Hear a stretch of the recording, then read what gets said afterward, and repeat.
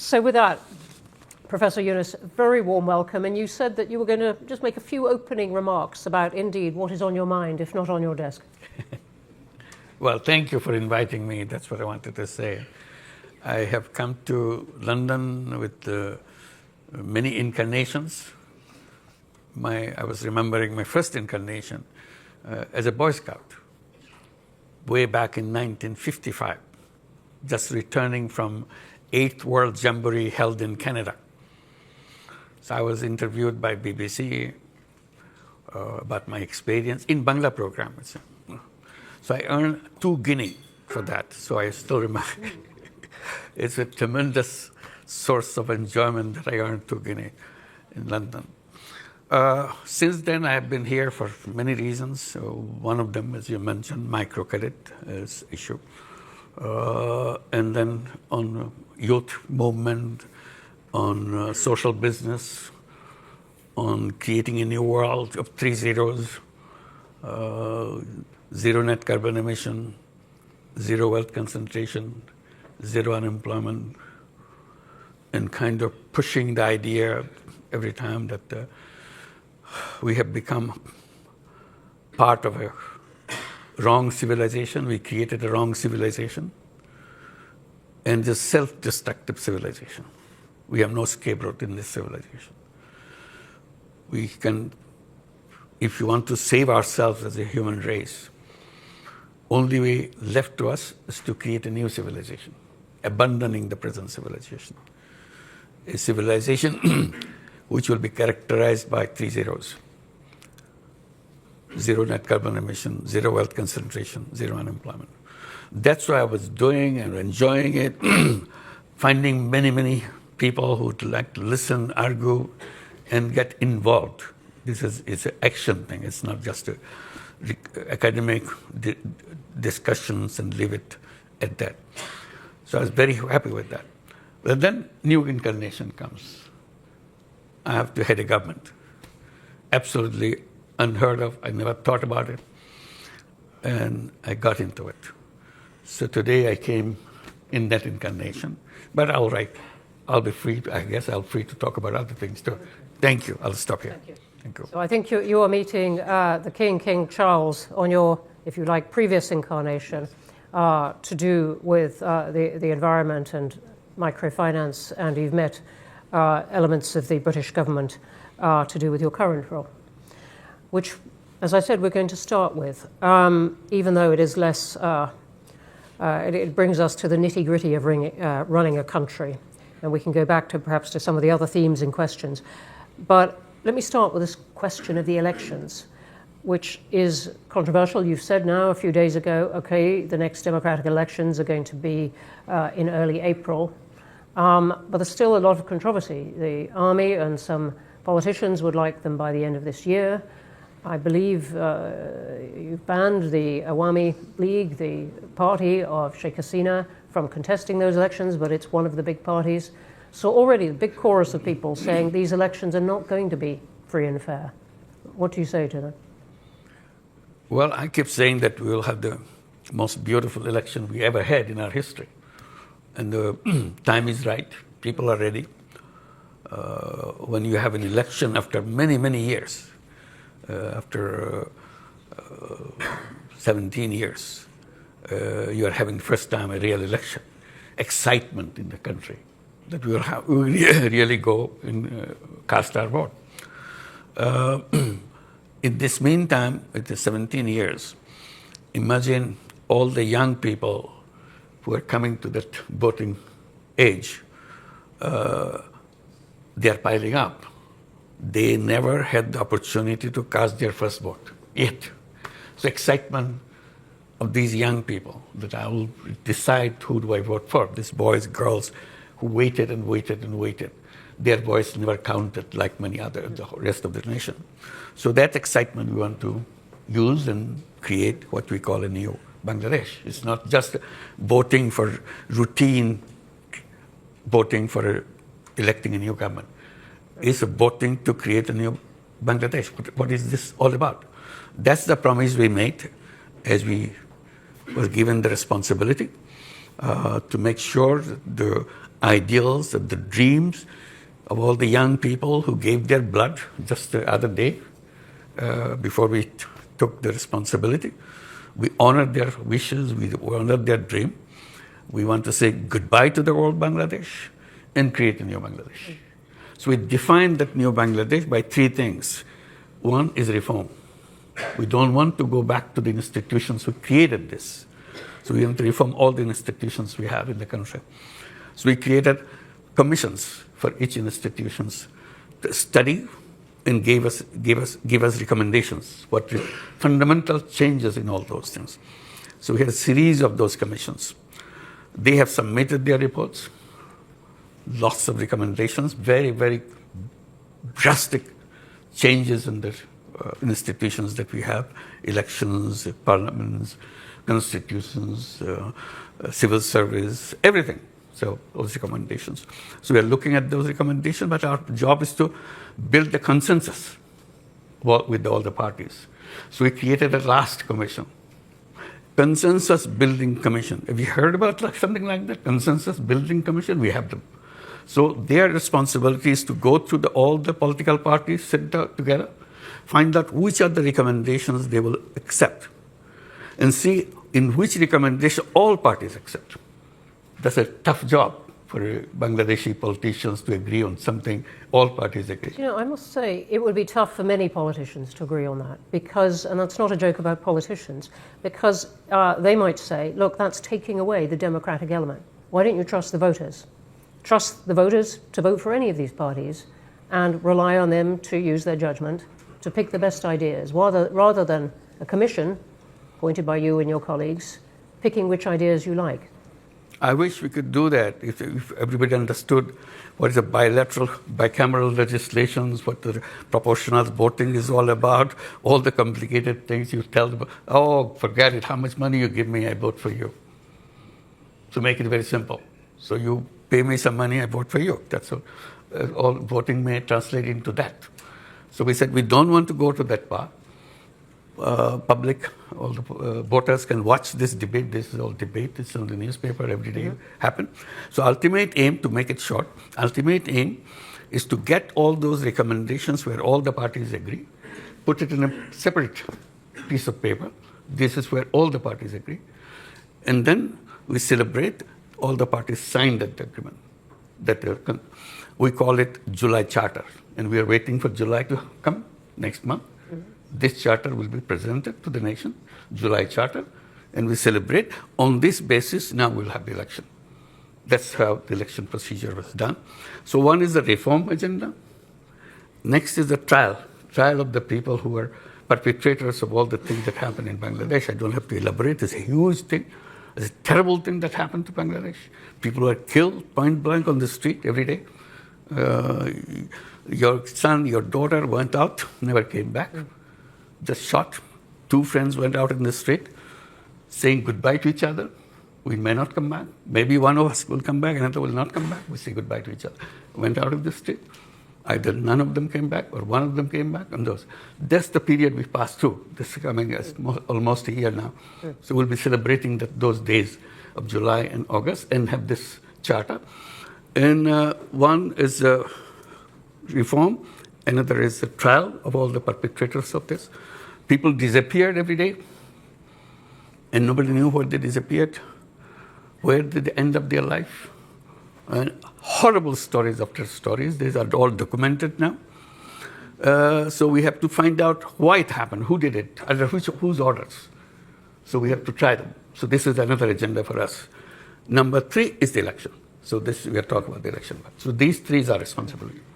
So I'll come on to the trials of people involved in a moment, but I just want to stay for just one moment on this question of the Charter, because critics of what you're doing would say, look, you're ruling out lots of political parties, anyone who doesn't agree with this Charter, for example, the awamilig.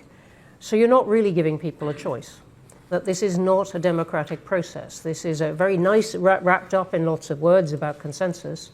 This is an authoritarian step for Bangladesh to take. Yeah. Well, there's a debate about that too. I mean, the debate is awamilig a political party?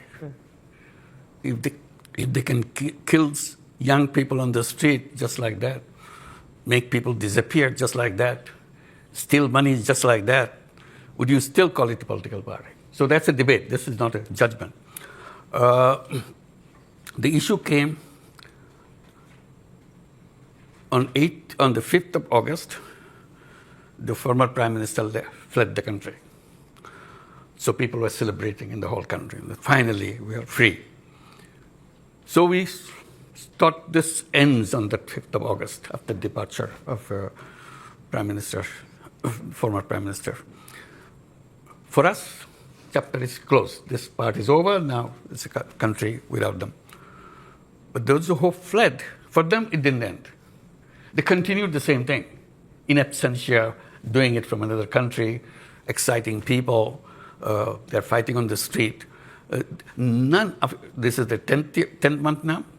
None of that party has ever expressed this remorse. Sorry, our fault, somebody's ordered, somebody got killed. I'm not responsible for it. I feel terrible that I have to be part of that. None of them. So we are for them it continues. For us it is ended. So we don't feel safe there on the street demonstrating. They're threatening the people who are already the leaders of this uprising. So safety of the country, safety of the politics of the country, the nation has decided that for the time being, the activities of awamilig will be suspended for the time being. That's all we have done. We have not banned awamilig, we have not done anything. Until the trial is over, that's all. The trial of those people? All the people who found guilty. So let me ask you then about that. Sheikh Hasina is obviously under the care of India, now in a secure house there, which she fled to. We'll come on to relations with India as a result. But if I said to you, why not leave the question of the trial to the next elected government? What would you say? Why is this interim government going to deal with it? I didn't decide it. We are given this task by the people who invited us to take the responsibility, 3 tasks. And we accepted those 3 tasks. We are just going through that. Let me just ask you one other thing on this particular period. I'm looking over at some of the media, but there have been a lot of reports of a clampdown on media in Bangladesh over this period. What is your response to? It's false. It's not true. Not true. They never had so much freedom in their life. They can say anything they want. Yeah, we may hear some of that later. I know. Yeah. Let me come on to other questions about the economy, which is the role of anyone who takes on a job, as you have done, and suddenly dealing with the economy of your country at a particularly difficult time. What has been the impact of the upheaval in tariffs that the world is going through? Well, this is a very tough job for us. While the world is going through all these problems, we are going through another set of problems. We are at the zero level of our economy, or a negative level of our economy. Not only zero. Zero is still you have positive thing that you can move. We have huge bills to pay because all the mega projects previous government took, so that they can make lots of money out of that, cut from those things. Now they are maturing to be paid. We don't have any money. All the resources from the banks, from the other sources, non-banking sources. In total, we estimate, given to our white paper, $234 billion taken away from the country, and documented in which way and so on and so forth. So that's where we are. Resources gone. We start from obligations to payment. It's a negative. Our foreign exchange reserve at the bottom because it's empty. Banking system collapsed completely because the banking system is very easy to transfer the money, very simple procedure. Under threat, the whole board resigns. You put a new board of your choice and start issuing loans to your friends with the understanding this is a gift you get. You never have to pay back. There's no collateral, nothing. So this is the banking system we inherited. So we have to restore the banking system in some way. We have to make payments for all those people who are knocking at the door with the big checks, big bills that we have to pay. Otherwise, we're going to the court, which is not good for us. So we have to, and in that crisis moment, the best thing that happened to us the overseas Bangladeshis, many of them are here in London, in England, and so on, in Middle East. They kept sending remittances, huge amount of remittances, and that saved us. The economy was saved with them, and that remittances keep growing, keep growing, keep growing. Today, our balance of payment situation is completely changed. As you said, and that has been a real transformation. The IMF, though, is having a lot of meetings with Bangladesh, and it is quite clear on this, it doesn't want Bangladesh to wait for the next government, it wants the interim government to deal with some of the things right now. One of the things it wants is that you find a way to increase the rate at which people pay tax, that more people pay tax, that you can collect it better. Is that something you think is within the powers of an interim government? The first thing I must mention in this, amazing response we get from all the governments of the world. Enormous support. They feel so relieved that finally this thing happened. Now we can have a government we can talk to and we can work with. And they said, any support you need, please tell us. We'll be very eager to do that. So that gave us a moral boost, that we are not abandoned. Government of United Kingdom, Great Britain is one of those countries. We are very grateful to them. Like European Union, United States, Japan, China, you name it. Every single government came with an enormous amount of support. And that gave us a moral boost that yes, we are not abandoned, we are not alone, they'll be helpful. And they were really helpful. You mentioned IMF. Yes, IMF also helpful, World Bank is helpful, all the international not everyone uses those adjectives, so I'm telling you a very concrete thing. Yes. The one that IMF came into the picture because the last debate that we had for the final release of the fund, the IMF was controlling, and they agreed to give us, that you have to open your foreign exchange rate. It should be left to the market. We are worried about it, because so far we are controlling it so that we don't kind of expose ourselves in the drain of all the foreign exchange gone because of the system. So opening this to the market is a real something, a big decision for us, which we debated, and but the IMF said, no, nothing doing. Unless you do that, we are not releasing our funds. We tried to convince them and explain the danger of it and so on. They said, no, we understand. But we studied, I think you can handle it. So we started saying, are we able to handle this? Let's open it up. Finally say, if they see some positive thing, why aren't we seeing it? So I challenged them. They finally agreed that let's do that. And tell them again, kind of note, in case we get into difficulty, we'll revert. This is just to protect ourselves. IMF says, okay, go ahead. We opened it, nothing happened. Same exchange rate, is just a little bit, it's normal, it's working. So we are celebrating that finally we see the strength in the economy and so on. So IMF role is very positive. It's not a negative one. It's not trying to push us into trouble because of some principle they're holding on to. It's not like that. We were not willing to jump into the water. They said, come on, you do it. You can make it. And finally we made it. That's it. So we are thankful to IMF. Okay. Let me ask you about relations with India and China, which seem to me to be somewhat in flux. Sheikh Hasina's government was very close in a way to India. Now she's there. Relations with India perhaps a bit less a bit cooler between your team and Delhi now. Perhaps a little bit warmer on China now. What is your account of this and what you are trying to do in foreign policy now? We are reaching out to everybody. As I said, all the governments of the world have been extremely supportive. So we're very thankful. We're trying to build up further relationship. We're asking for the help that never gave before. They were not existing before. So we said, let's do that. One of the things we're saying, corruption. Bangladesh is just deep into corruption. Everything is, system is corrupt, people are corrupt. So how to clean it up? What kind of changes we have to make the government clean with an enormous corruption? So we say if there is a formula, there is a policy, there is a way to do that.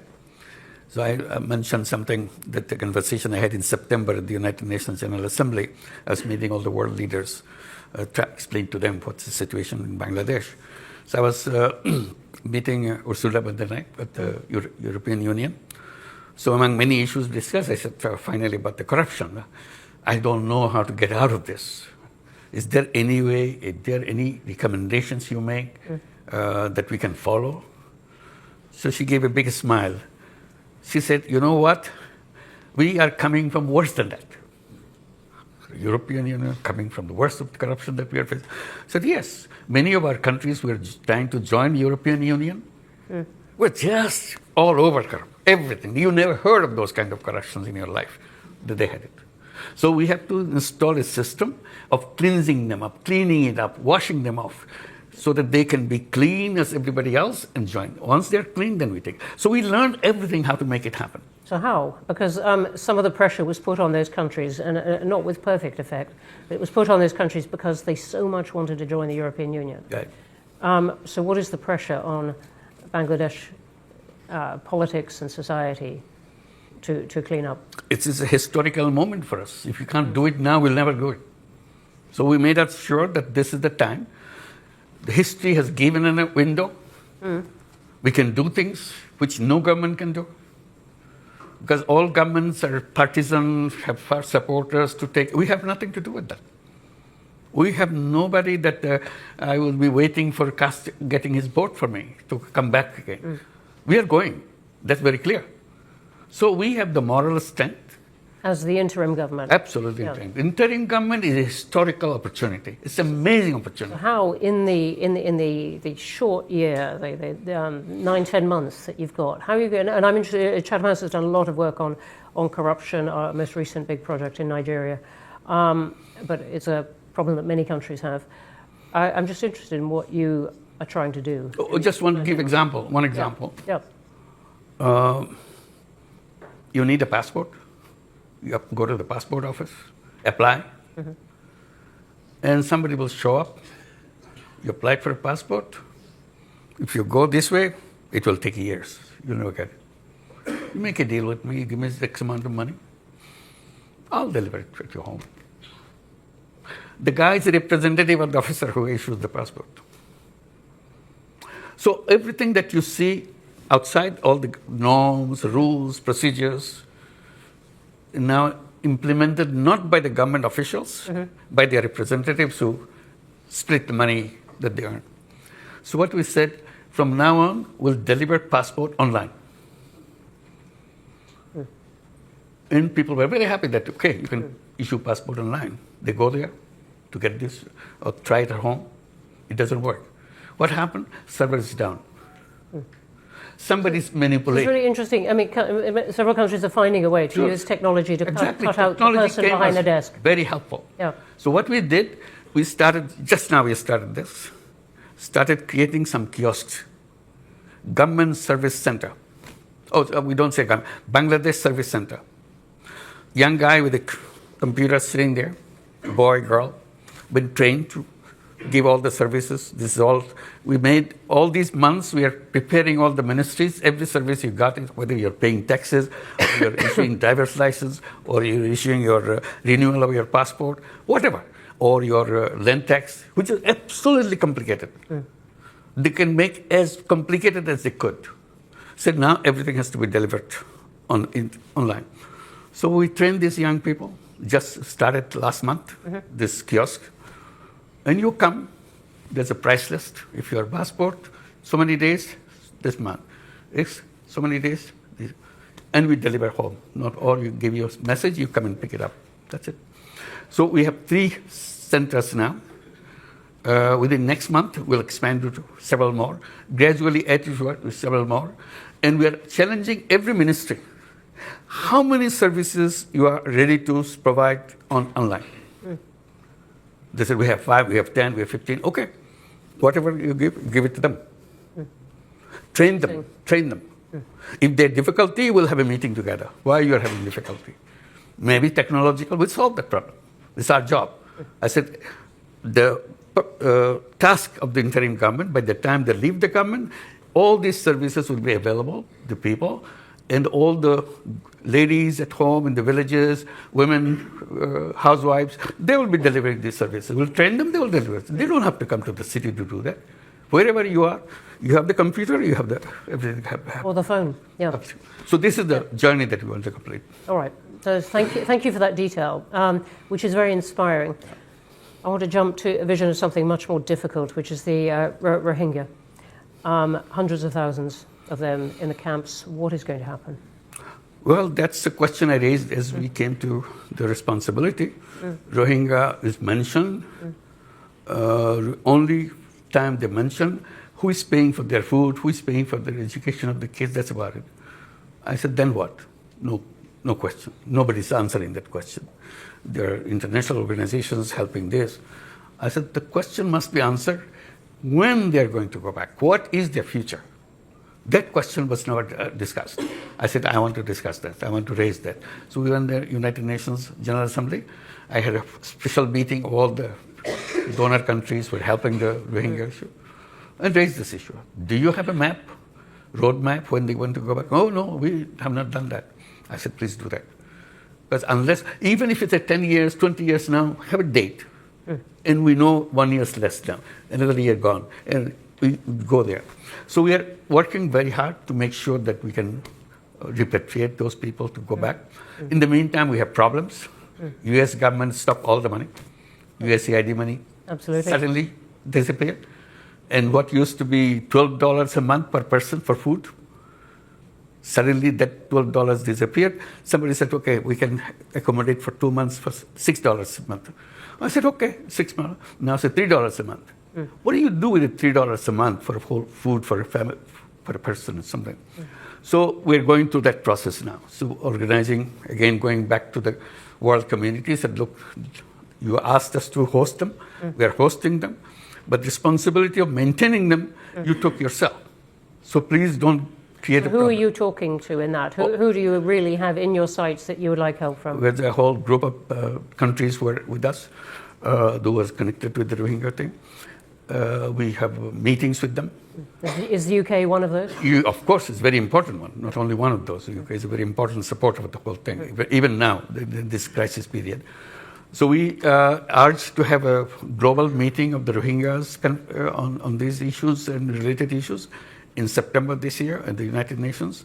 Have a separate UN General Assembly session on that, on the sideline of the General Assembly. Have that and discuss all these issues. This is one.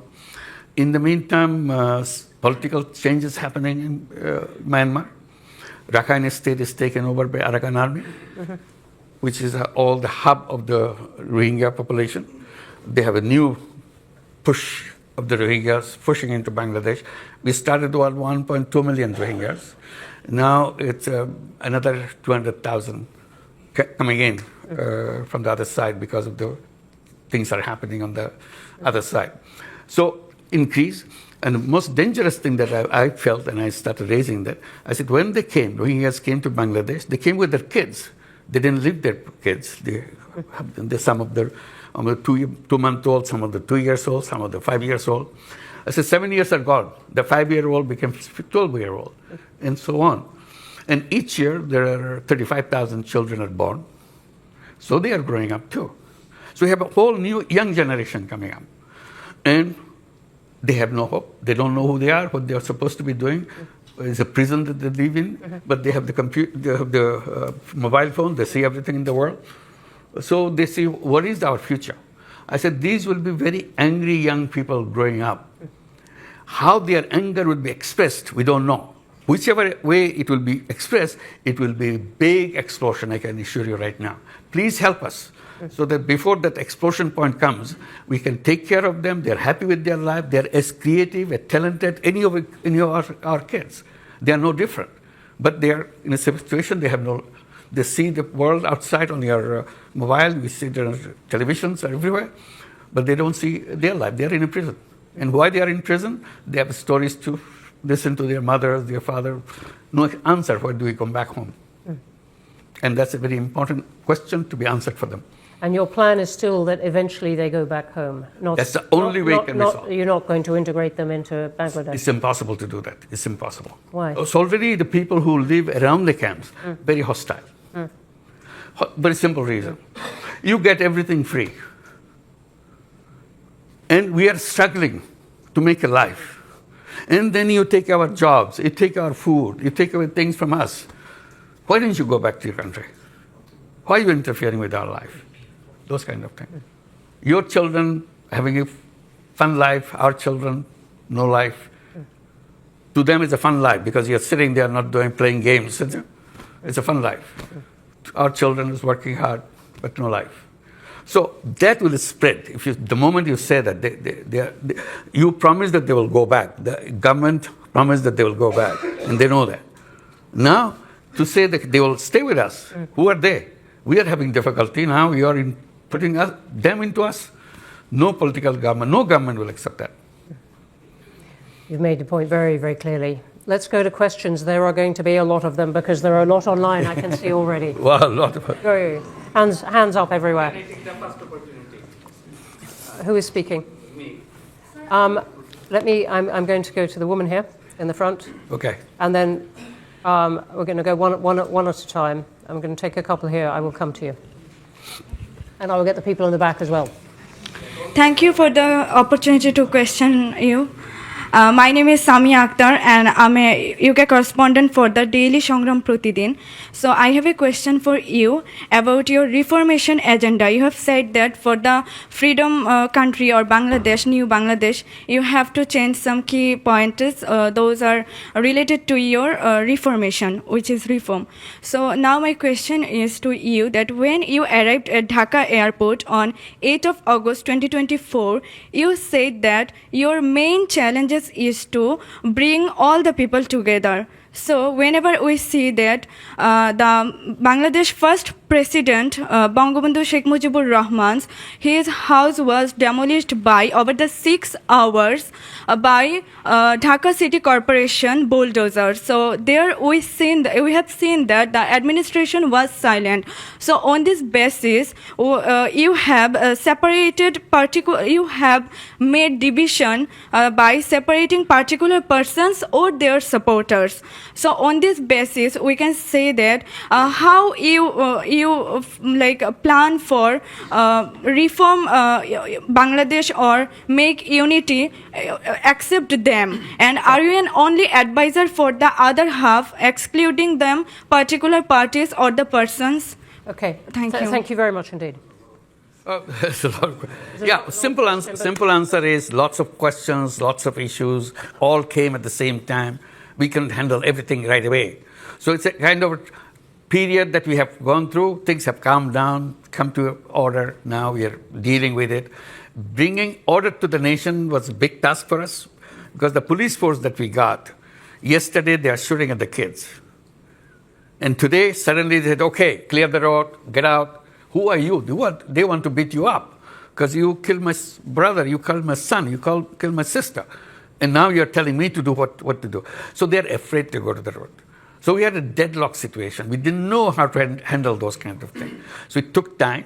And luckily, I can report you, that has come down now. People are accepting the police, all the people that we identified as a perpetrator of all the terrible things that happened to Bangladesh, taken out of the services, and they will be under trial. This is the trial becomes such an important thing. You know the person. It's not something some police. I know the guy who did that. It's in front of me. It's in my video. I can show you my video.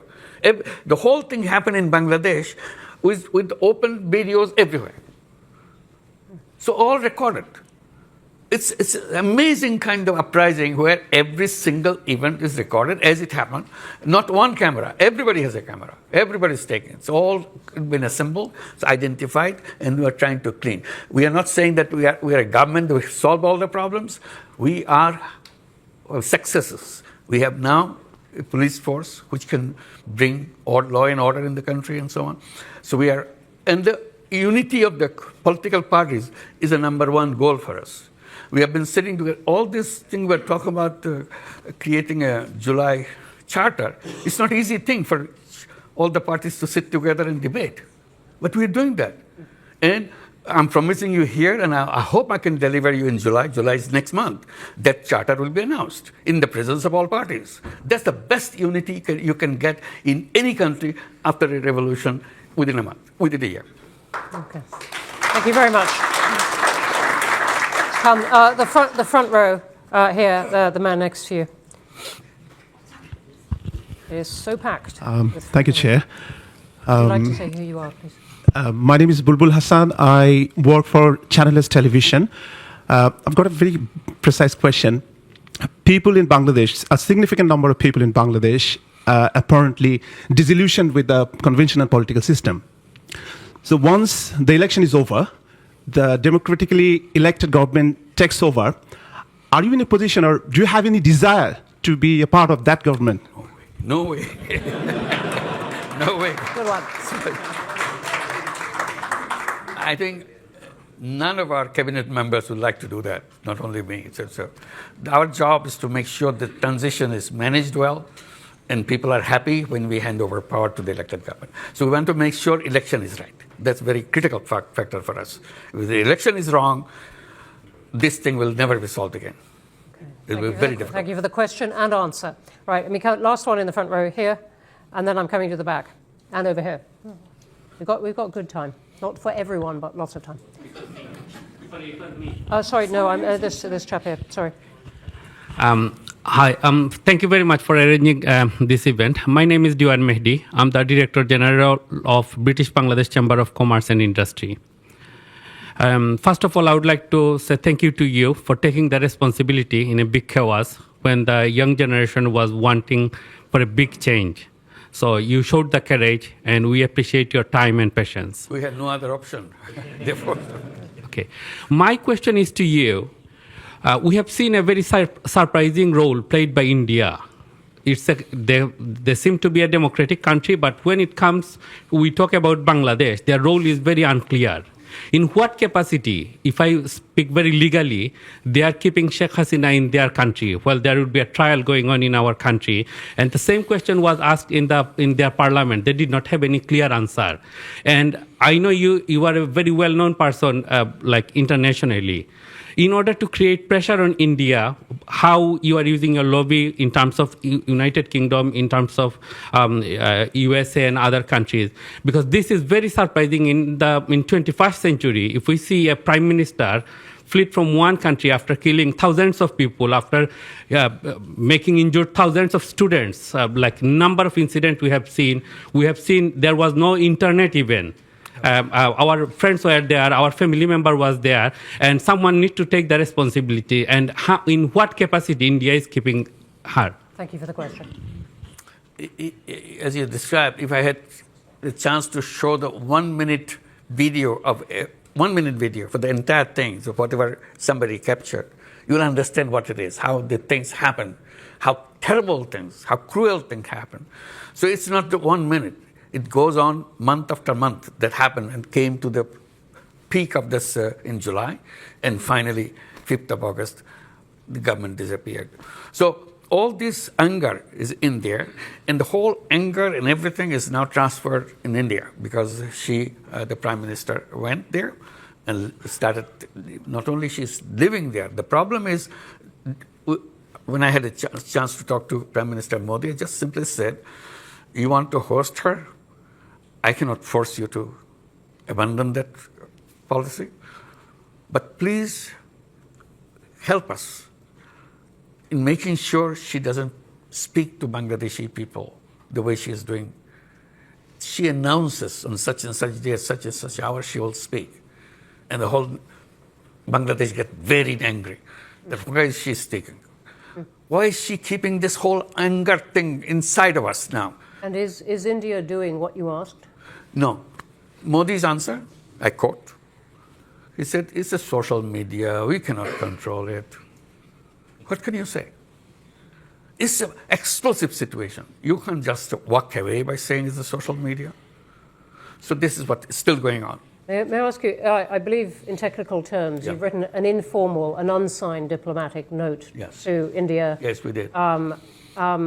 Asking for her extradition. Absolutely. And they've noted that it has arrived. But does that mean, in a sense, you're leaving it to the next government? This will continue. I mean, this is, but it is now, in the meantime, another stage has come. Yeah. I just want to add. Now there's a case. The International Criminal Tribunal has started the trial process. They send notices to Hasina for all the crimes she has committed, part of the crimes. There's so many other crimes coming up. So they have to respond to that notice. This is a legal notice now. So we have to go to the Interpol and all the other things that happen through that. This is the process that we are following. We want it to be very legal, very proper. We don't want to make sure that we do something out of anger or something. We want to build the best of relationship with India. It's our neighbor. We don't want to have any kind of basic problem with them. But somehow things go wrong every time because of all the fake news coming from the Indian press. And many people say it has connections with the policymakers on the top and so on. So this is what makes Bangladesh very jittery, very, very angry. We try to get over this anger, but the whole barrage of things keep happening on the cyberspace. We can't just get away from that. Even if I try to peaceful, suddenly they say something, do something, anger comes back. Okay. So this is our now big task to make sure that we can have at least a peaceful life to go on with our life, to create the life that we are dreaming about. Okay, thank you. I'm going to take two now. Who've been very energetic, right by the wall. Yep, you. And then I'm going to take the one who has been, yes, you, who is going like that. Right at the back. Yep, you. Pointing at your own head. Yep. Thank you, Professor Yunus. My name is Nazimuddin. I'm the chairman of Chattogram Samiti UK. I was born just 2 miles away from your birthplace. Okay. So with that disclaimer, I wanted to ask a question to you. Will you seize this opportunity, this moment, to break free from fascist structure and system, and then allow the people to vote for the reforms that you are taking, and embed that reform into a constitution, and through referendum, allow people to vote for it? As far as I'm aware, about 20,000 comments that I read on social media, 95% people support your reforms. We don't want to be hostage to political parties. Why don't you just go back directly to civic societies and the people and allow them to vote whether they would like to go ahead and change Bangladesh for the future and make it a real tiger for the world economy. Thank you. Thank you. I want to be clear. Are you asking for a vote on the charter? Absolutely. Yeah. I'm asking is that July Charter, of course, will be a legally binding agreement. Yep. But in order to sustain that reform, it needs to be structurally built in within Constitution. You'd like a vote on that? Yeah, yeah. We heard about that, about having a kind of referendum on the issues that we have. There are so many complicated issues. The argument is referendum will be meaningless because most of the people don't even understand what you're voting for. So people will laugh at it, that it doesn't make any sense. So it's the politicians representing the people, all parties. They are involved in all these political issues and all the national issues, and they're supposed to understand, they're supposed to debate. If they have agreed together, all parties, that's what we are focusing on, all parties, then it's more real than giving it to a referendum of all the package. It's a big package. So this is what the path we took. Referendums have lots of problems with them, as many countries know, but... You must be referring to something, they're smiling. But it would answer the point, the challenge to you, that this charter is in some way not democratic. We can come back to that. Let me come to you who stood up. You've been very energetic. Chief Advisor, welcome to London. Thank you. On behalf of British Bangladeshi community, I'm Councillor Saifuddin Khalid. I'm also a practicing barrister, British Bangladeshi practicing barrister in London. I have two questions for you. How confident are you? Could you possibly have just one? It's very quick two questions. I'm not going to make a statement. How confident are you that the political and democratic organs will be well equipped to hold a general election, a credible election with level playing field by April 2026? We'll try our best. And secondly, British Bangladeshi community would like to have a meeting with you.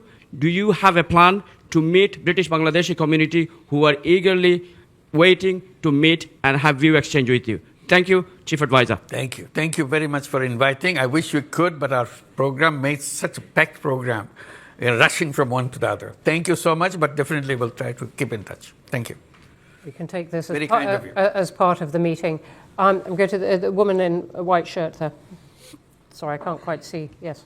Thank you. Hello. Professor, my name is Dr. Zoe Mandage, and I'm very, very interested in Bangladesh and especially the young generation, the generation which stood up for justice. And this is a role model for all of us. My question is that with the new technologies such as AI, what can be done? What is in your policies and support you're giving to that 10 million student who rose in terms of, having a hope for future, getting a foot place in the market, in the global market for future and for jobs? And there are obviously countries around you that are running special AI programs. Is there anything that we can do to help and support the students especially? Thank you. Definitely. Thank you. Thank you for your offer. It's a very important offer. We want to be supportive of the young people as much as we can. And I try to bring to the notice of the world and notice of people in Bangladesh. Bangladesh is a very unique country. It's the 8th most populous country in the world. Don't forget that. It's a huge number of people in that country, 180 million people, in a very tiny space. The most important part of that is not about the density of the population, is about the age of the population. Half the population of that 180 million, 90 million people, is under the age of 26 and younger. So this is a unique feature of Bangladesh, where many countries getting older and older. They don't have people to work in these countries.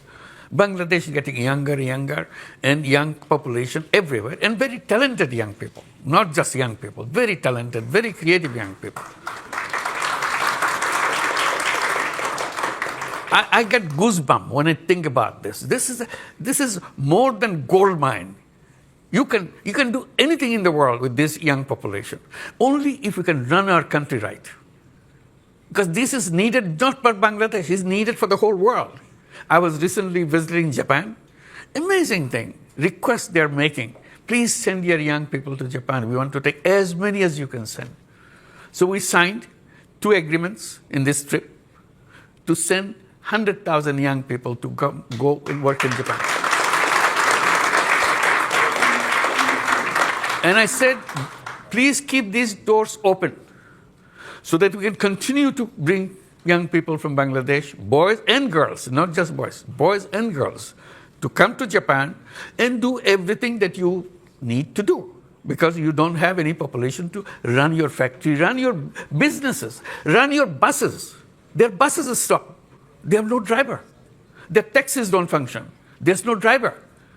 Your businesses shut down because there's no people who run the business. Their agriculture stopped, abandoned, because nobody's there. Their machines are there, farmhouses there, land is there, no people.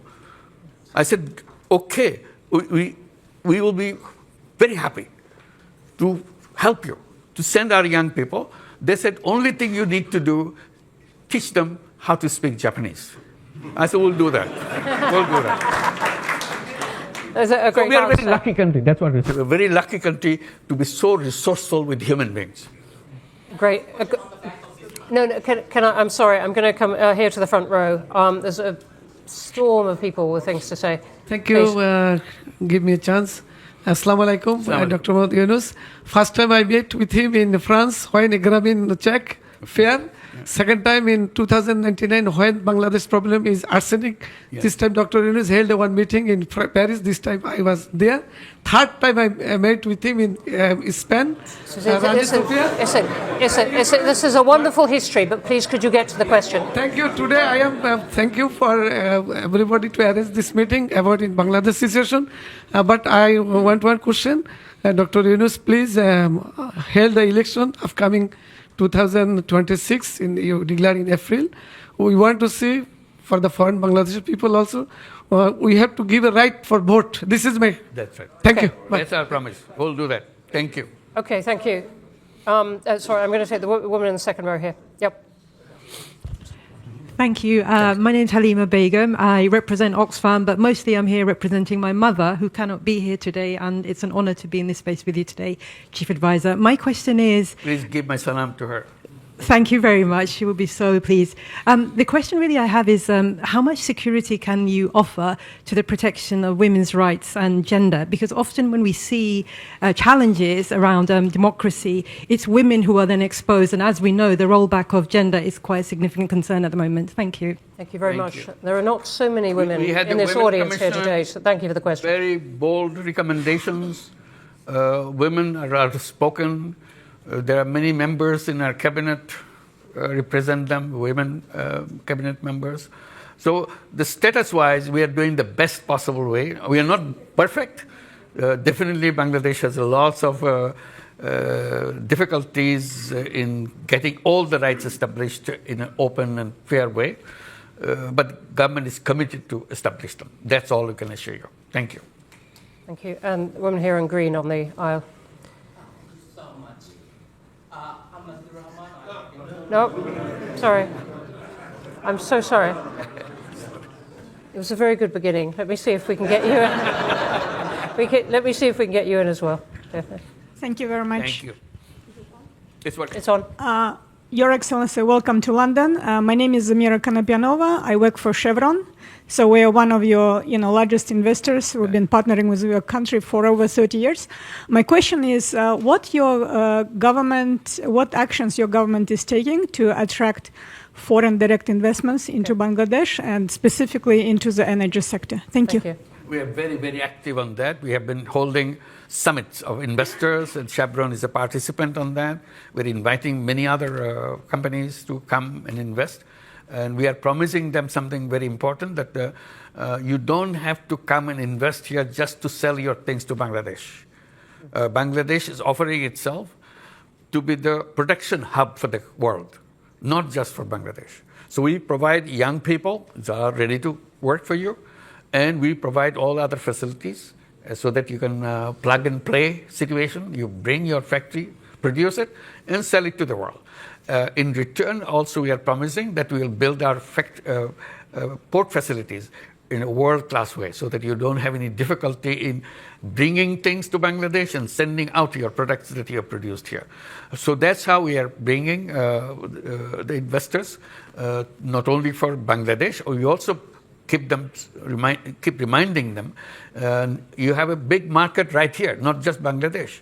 You can produce to Bangladesh. We have all the communication things we'll fix it up to deliver it to Nepal. Nepal is a country that cannot access to the ocean, so we will give you the access to the ocean, and you produce it, bring things to Nepal, to Bhutan, even the Seven Sisters in India, where also we open up, so that we all prosper together. This whole region is a potentially very attractive region for productions. So we are inviting all the companies to come and make use of all the facilities that we are creating. Thank you. Thank you. And I'm going to take a couple of questions from online. There are brilliant questions online, particularly about the election process. I think we've covered it as much as we can in the time, but thank you for the questions. Let me take a pair of questions which are on the Bangladeshi community in the UK. One from Anamoy Chowdhury saying, Your Excellency, Bangladeshis living in the UK are sometimes regarded as a disadvantaged community in comparison to others. What advice would you offer to help shape a more prosperous future for them? And then there's one from Katie Dominy saying, what would you like the British Bengali community to do to help? Absolutely. This is an opportunity of lifetime. That you are here, you are lucky that you have access to so many knowledge and success and services and resources. Please bring it to make changes happen in Bangladesh. This is the time for Bangladesh to change fundamentally, not just a touch and go kind of thing. It's fundamental changes Bangladesh is waiting. One of the things we're encouraging to build up apps so that you can tell us who is willing to do what kind of facilities, what kind of knowledge, what kind of ideas that you can share with us so that you can come and help us to build the country that we are all trying to help transform itself in the quickest way possible. The potential is there. Simply connections with the people. You are here is a tremendous resource for us. Here in the USA, in Japan, in many other countries, the Bangladeshi community, very resourceful community, and we'll be very happy to have your support and your work. Thank you.